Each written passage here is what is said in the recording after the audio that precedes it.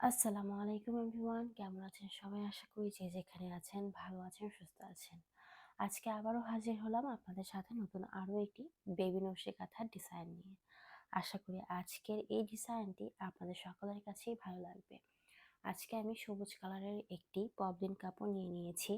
এই পপলিন কাপড়টি 2 গজের কাপড়, তবে আমি মাঝখানে শাড়ি কাপড় দিয়ে টোটাল 3টি পার্টে এই কাঁথাটি তৈরি করে নিচ্ছি।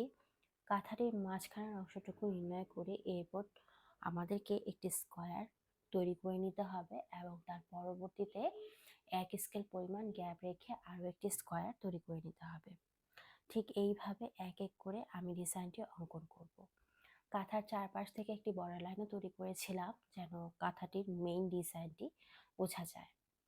আর এই বক্সের মাঝখানে আমি এখন কিছু বক্স তৈরি করে নিচ্ছি। চারপাশ থেকে লাইন ড্র করে নিলেই কিন্তু বক্সটি তৈরি হয়ে যাবে। এরপর যখন বক্সটি তৈরি হয়ে যাবে তখন স্কেলের সাহায্যে আমি আমার স্কেলের পরিমাণে 3 স্কেল পরবর্তীতে আমি আরও একটি করে লাইন ড্র করে নিচ্ছি। আপনাদের কাছে তো এ ধরনের স্কেল নাও থাকতে পারে কিংবা মাপও না বুঝতে পারেন, সেক্ষেত্রে আপনারা 6 ইঞ্চি পরে মাপটি করে নেবেন। আমার এই স্কেলটি 2 ইঞ্চি পরিমাণের একটি স্কেল, যার কারণে আমি 3বার উল্টিয়ে নিয়েছি, তাহলে এখানে টোটাল 6 ইঞ্চি পরিমাণের একটি বর্ডার লাইন তৈরি হয়ে যাবে। আমি এই মাপটি মেনটেন করেই তৈরি করার চেষ্টা করছি। এবার ছোট স্কেলের সাহায্যে 1 স্কেল গ্যাপ রেখে আমি আরও একটি বর্ডার লাইন তৈরি করে নিচ্ছি। ঠিক এইভাবেই আমাদেরকে এক এক করে ডিজাইনটি অঙ্কন করে নিতে হবে। পরবর্তীতে আমরা যখন এই লাইনটিও তৈরি করে নিব তখন আরও একটি লাইন তৈরি করব এর পাশ থেকে। ঠিক প্রথম স্টেপে যেইভাবে লাইনটি তৈরি করেছিলাম ঠিক সেইভাবে 3টি স্কেলের মাপ নিয়ে এবার ছোট স্কেলের সাহায্যে কিছু লাইন তৈরি করে আর বক্সগুলো তৈরি করে নিব। আমি আশা করি আপনাদেরকে বোঝাতে পেরেছি। আদারওয়াইজ আপনারা স্ক্রিনে দেখে বুঝে নিতে পারবেন যে কিভাবে আসলে তৈরি করে নিতে হবে। আসলে অনেক ডিজাইন আছে যেটা বলে বোঝানো সম্ভব হয় না, সেটা আপনাদেরকে একটু দেখে বুঝে নিতে হবে। তাই অবশ্যই আমার ভিডিওটি স্কিপ না করে সম্পূর্ণ দেখার চেষ্টা করবেন, তাহলে সঠিক মাপ অনুযায়ী আপনারাও ঘরে বসে এ ধরনের নকশি কাঁথা তৈরি করে নিতে পারবেন।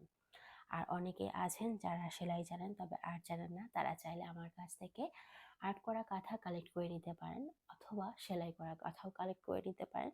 যার যেটি প্রয়োজন সেইভাবেই আমাদের কাছ থেকে কাঁথাগুলো কালেক্ট করে নিতে পারেন। শুধু যে বেবি কাঁথা এমন নয়, বড় কাঁথাও পাবেন। যে কোনো ধরনের কাঁথা আমাদের কাছ থেকে পেয়ে যাবেন। আর আমাদের কাঁথার কিন্তু বিভিন্ন সাইজ রয়েছে, কাপড়ের মধ্যেও বিভিন্ন ভ্যারাইটিস রয়েছে।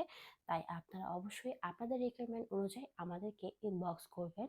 আমরা আপনাদেরকে সকল ধরনের ইনফরমেশন সেখানেই জানিয়ে দিব।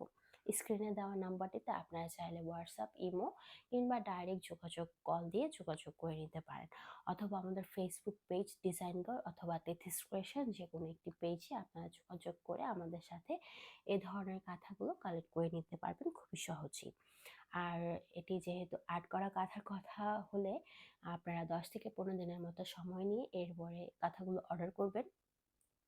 আর যদি সেলাই করা কাঁথা আপনাদের প্রয়োজন হয় সেক্ষেত্রে 1 মাস, মিনিমাম 1 মাস সময় নিয়ে অর্ডার করবেন। আর ডিজাইনের উপর ডিপেন্ড করে আসলে আমি সময়টা নেই, যদি কোর্স ডিজাইন হয় সেক্ষেত্রে আরও কিছুদিন সময় বেশি লাগতে পারে।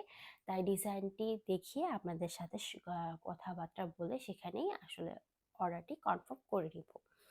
আর সব ইনফরমেশন সেখানেই আপনাদেরকে জানিয়ে দেওয়া হবে, তাই অবশ্যই আপনারা ইনবক্স করতে ভুলবেন না। আপনাদের সাথে কথা বলতে বলতে কিন্তু আমি প্রায় কাজটি করে নিয়েছি।